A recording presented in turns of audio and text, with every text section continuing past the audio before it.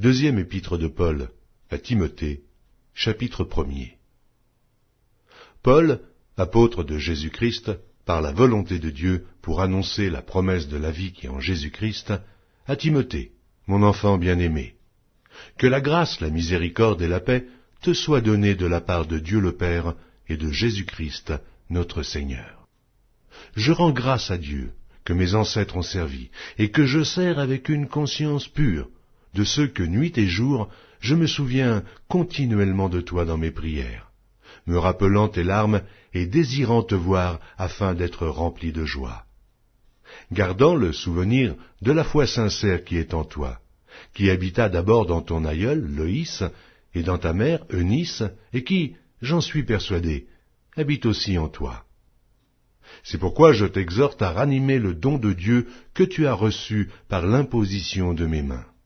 Ce n'est pas un esprit de timidité que Dieu nous a donné, mais un esprit de force, d'amour et de sagesse. N'aie donc point honte du témoignage à rendre à notre Seigneur, ni de moi, son prisonnier, mais souffre avec moi pour l'Évangile, par la puissance de Dieu qui nous a sauvés et nous a adressé une sainte convocation, non à cause de nos œuvres, mais selon son propre dessein, et selon la grâce qui nous a été donnée en Jésus-Christ avant les temps éternels, et qui a été manifestée maintenant par l'apparition de notre Seigneur et Sauveur Jésus-Christ, qui a détruit la mort et a mis en évidence la vie et l'immortalité par l'Évangile.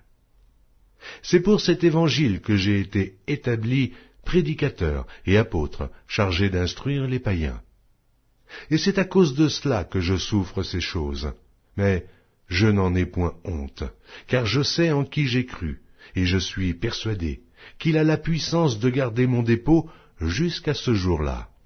Retiens dans la foi et dans la charité qui est en Jésus-Christ le modèle des saines paroles que tu as reçues de moi. Garde le bon dépôt, par le Saint-Esprit qui habite en nous.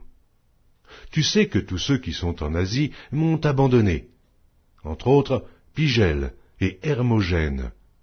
Que le Seigneur répande sa miséricorde sur la maison d'Onésiphore, car il m'a souvent consolé, et il n'a pas eu honte de mes chaînes, au contraire. Lorsqu'il est venu à Rome, il m'a cherché avec beaucoup d'empressement, et il m'a trouvé.